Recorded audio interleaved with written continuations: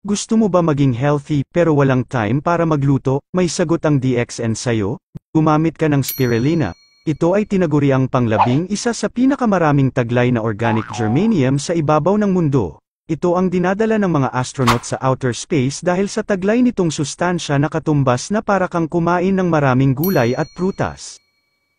Kaya kung hindi ka mahilig kumain ng gulay or hindi ka madalas nakakakain ng gulay, gumamit ka ng spirulina kasi, una, rich in nutrient, it enhance our immune system, anti-inflammation, reduce cholesterol, anti-allergy, prevent anemia, weight loss, lower blood sugar, antioxidant, anti-radiation, enhance gut health, gives strength and energy.